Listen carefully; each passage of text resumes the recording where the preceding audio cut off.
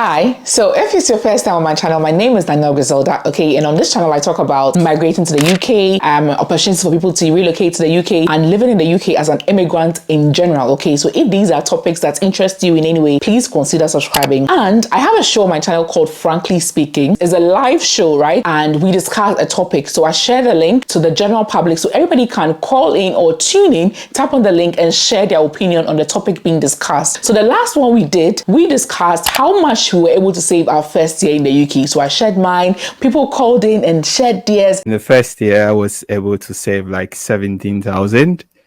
And please wait, come again. Yes, I was able to save 17,000 pounds. Yeah, because I think it's because of what I do. It was such a lovely show and we learned so much, okay? It was really, really nice. And getting to the end of the show, my co-host, Tochi Esther, another YouTuber, asked me this question. Are you a fan of saving money? Anybody that has the answer can answer as well. Are you a fan of saving money in your account and seeing the money like, okay, save 10,000 pounds. You say, yes, I have 10,000. Or you invest. When you know that investment might mean you being broke because you might not have cash, but you know that with time you will get it back and even more. So which one would you rather go for? And this is what I said. So for me, when I came, I didn't know what to invest in, okay? And I knew I wanted to do something, but I wasn't so sure. And you have to do your research well before you invest, okay?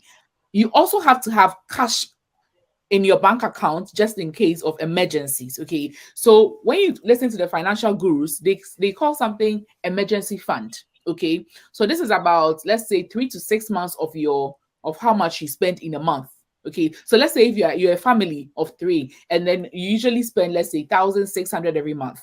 You have to have that 1,600 times 3 or times 6 in your bank account. At any point in time, you should have that amount in your bank account for emergencies, okay? Then everything else, you can invest and do other things with it, okay?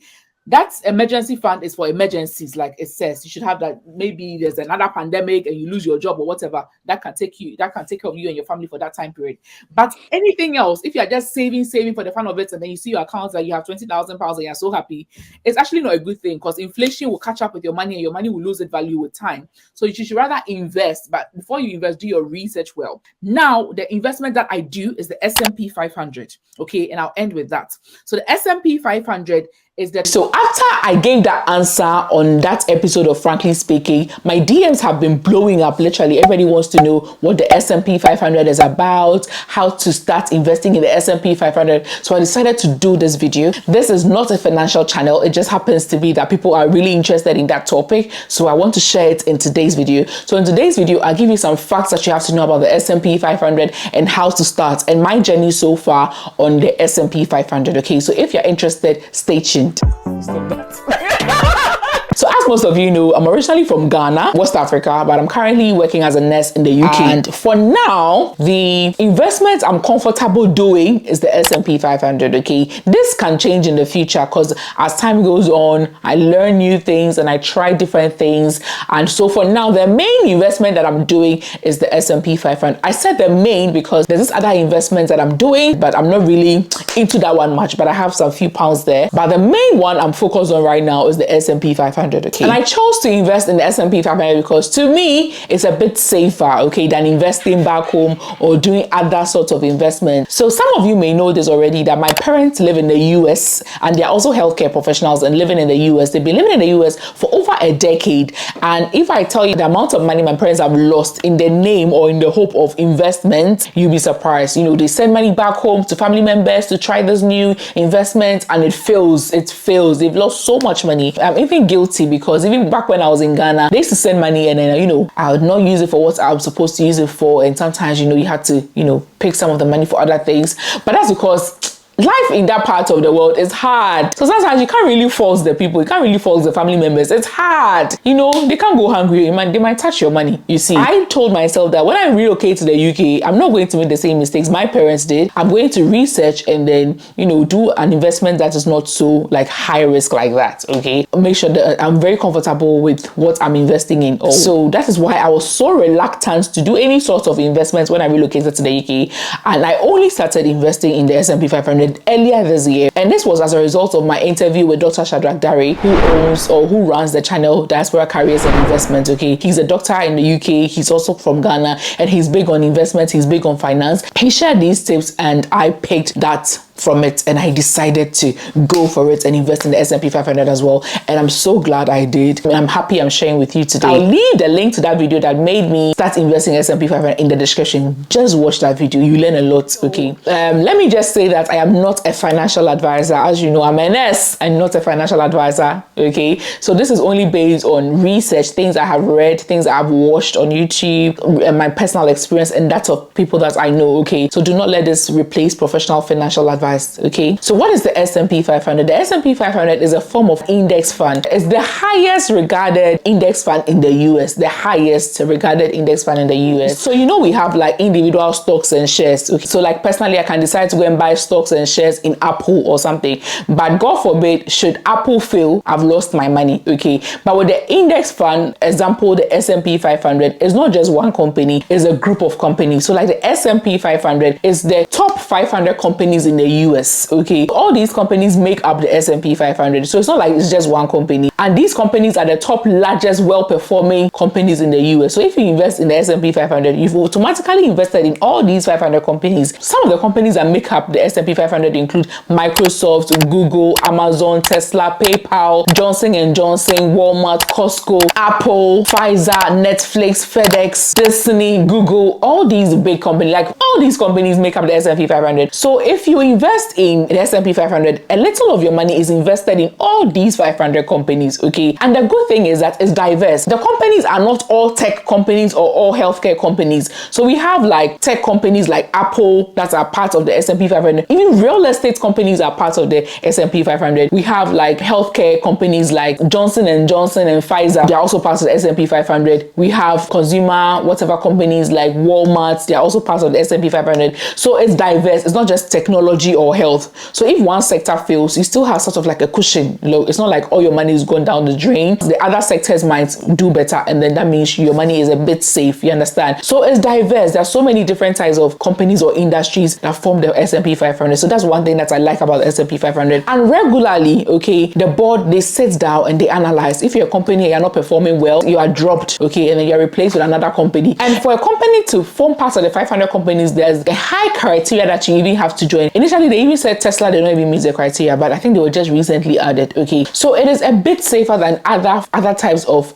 investments. Okay, and these are companies that predict how the US stock market is performing. So these are the companies that tell how the US economy is going. Okay, so your investment mimics the US stock market, and I think it's a bit safe. Another thing that makes me like the S&P 500 is because even if you don't have a lot of knowledge on investment and finance, it's good for you because it's a passive form of investment. You just put the money there and you go and rest. Okay, there are other types of investment that is like active. You actually have to time the market and see which stock is going high, then you go and remove the money, then you go and put it in this type of investment. Like when I see those stock market graphs, okay, I get dizzy. I don't know much about it. So I rather invest passively where I put the money and I just let it work, and I'm just there hoping that it performs. So I think it's passive, and so if you don't have much knowledge about finance and investment, it's also good for you. There are so many other types of index funds. We have like the FTSE 100. That's also like the top 100 companies in the UK. So they have companies like AstraZeneca, there's HSBC, there's BP, like there's also the FTSE 100, and there are so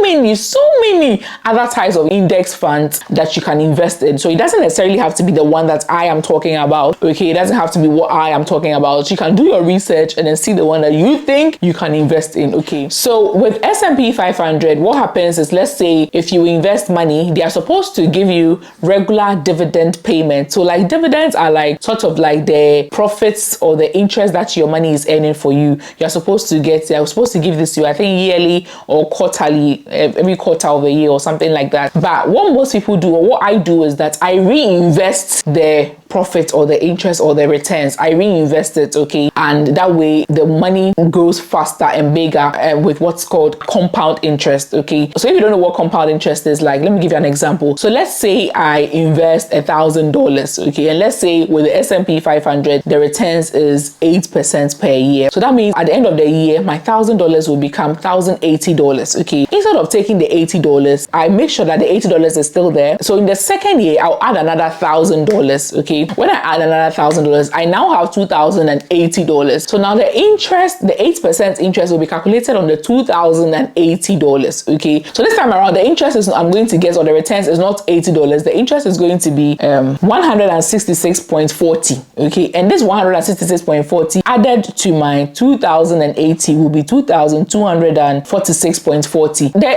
8% interest for the following year will be calculated based on this amount that I now have, okay? So initially it may seem small, but it grows so fast and it becomes so huge. So for instance, between 1957 and 2021, okay, if somebody deposited or invested $5,000 in the S&P 500, they said that between that period, the average returns for the S&P 500 per year was 10.5% per year, okay? 10.5%. That means there were years between 1957 and 2021 is like 64 years, okay? They said averagely the returns on the S&P 500 was 10.5% per year. That is for those who were not taking their returns every year. Those that were reinvesting their returns, the average was 10.5%. For those that were taking their returns was like 6.6%, okay? So let me give an example. If in 1957 you had $5,000 investment, or you invested $5,000 in the S&P 500, in 2021, based on this, you were going to have $2.98 million.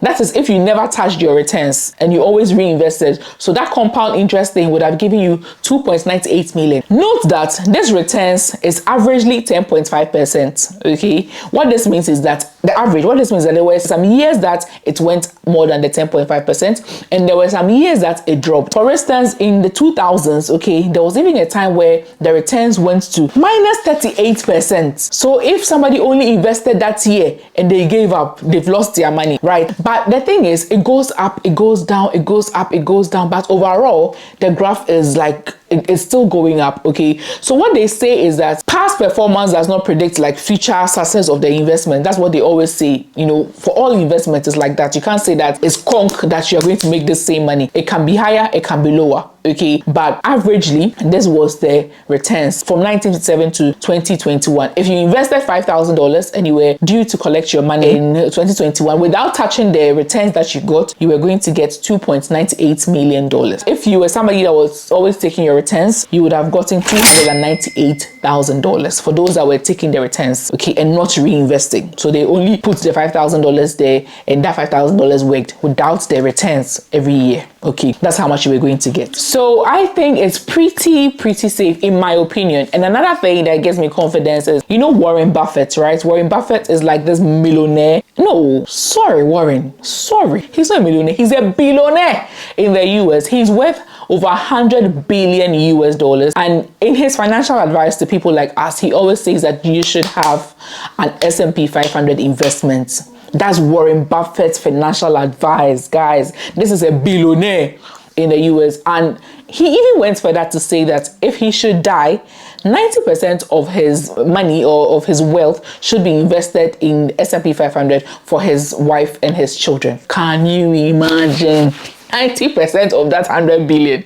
Ha! So if somebody like Warren Buffett is giving this advice and has even said 90% of his wealth when he dies should go to S&P 500, it gives me some form of reassurance. But like they always say, past performance does not predict future success in these investments, okay? So do your research. Don't go and start based on what I am saying. And if you want to start, how do you start? You can only start if you have a brokerage account, okay? I use Vanguard, okay? That's what I use. If you watch this channel, Diaspora Careers and Investment, that Dr. Shadrach Dare's channel, the guy who initially made me fall in love with the S&P 500, when you watch his channel, he has a video into detail where he showed you how to do, and that's the video that I watched and that made me start. So I think initially I put in, was it almost £500, £500, sorry. And then every month I make £100 it's automatic. It's direct debit. It goes into my account. Okay, channel is not a finance channel. Okay, and I don't want to make this a finance channel. This is for nursing and immigration. So if you want to know more about my personal finance journey, please follow my vlog channel. Okay, I share everything in my life aside nursing and immigration on that channel. So lifestyle vlogs, everything else, I'll leave the link in the description as well. Follow that, and maybe after the end of this year, I'll show you how much I made or how much I lost through investing in the S&P 500. Okay, so if you're interested, please subscribe to that channel and hit the notification as well. So this is all about the S&P 500 that I know in short. Okay, but do your own research and get to know more about it. But let me end by saying that, in your opinion, right, do you think we should focus on investment in this part of the world, or we should focus on investments back home, or we should do both? What is your experience with investment? Join me on the 3rd episode of Frankly Speaking as we discuss this. This time around, I am co-hosting with Dr. Shadrach Dare, okay, who runs the channel Diaspora Careers and Investment. This guy is big on finance. He's big on investments. He has so much knowledge on these stuff. So join me. Let's discuss. Come ask him your questions, and let's just have a discussion. Okay. So Frankly Speaking, as usual, I would share the link to the general public, and then everybody at all can use the link to join in the conversation. If you're not shy to show your face, even if you're shy to show your face, you can still tune in and then just share your opinion on the topic being discussed. What sort of investment did you do back home? Were they successful? What sort of things can we do to secure our financial future? There's this story of this Nigerian man that was really circulating on social media. So apparently this man relocated from Nigeria to Ukraine, and he became a Ukrainian citizen. Okay, he disregarded Nigeria. He did not invest in Nigeria. Probably he thinks the same way that I think, that people spend his money back home. So he built all his properties and all his investments in Ukraine. So at the peak of the war, when everybody was fleeing from Ukraine, when he fled to Nigeria, he was now like broke. He had nothing to show for in his life. Like, he has nothing. So what is your family going to say about you? Because now you can't carry the house that you bought from Ukraine to Nigeria. Home is home, but now you don't have anything in Nigeria to rely on. And there's still war there. Putin is not giving up. Okay, so that story is making me reconsider some of the ideas I have in my mind. Join me on Frankly Speaking on the 11th of November at 7 p.m. Okay, 11th of November at 7 p.m. Friday. If you're watching this video way after that, the video is probably on the channel. So have a look and see what people shared. But if you're watching this before the 11th, please come and then join. This is very important. Okay, let's discuss this. Let's discuss this. Give your opinion. Let's discuss these things. Okay, the thing is, as immigrants or as Africans, we have this mentality that we have to work hard to be rich. So it's like we forget some of these things that can secure our financial future or make us financially free in the future. We forget some of these things. There's this couple I watched on YouTube called Our Rich Journey. Okay, I'll leave the link to their channel in the description. They are retired. They retired, I think, in their 30s or in their 40s, based on the returns they are making from the index funds they did. Can you imagine? They are now millionaires because of investments, because they did these investments earlier on in their lives. Okay, there's a way to secure your future financially without breaking your back, working 4 shifts. My mom at her age, she can work 2 shifts a day, like 2 jobs a day. So I told her that, Ma, the way you work hard and the way people have spent your money in Ghana. When I first discovered S&P 500, I asked her, have you never heard of this before? You live in the US. So have you never heard of this before? Over a decade that you live in the US, have you never heard of this before? So when I explained to her what it means, and she was like, yeah, for example, Margaret. Margaret told me, she mentioned the name of this patient she took. My mom is a healthcare assistant, and she does live in. She goes to live in with the sometimes she lives in with the patient for like weeks, and she takes care of them. And one of her very wealthy patients told her about the S&P 500, and she didn't take it serious as the African she is. Okay, and now I'm telling her, and now I've pushed her to start investing at her age. The way my mom is a hard worker, if she had done this years ago, she wouldn't have to work as hard like now. Okay, so guys, join me on the 11th of November. Let's discuss this. What sorts of investments are best for immigrants or people living in the diaspora? What kind of investment can we do back home and even here to secure our future financially? Okay, guys. Thank you so much for watching. Bye.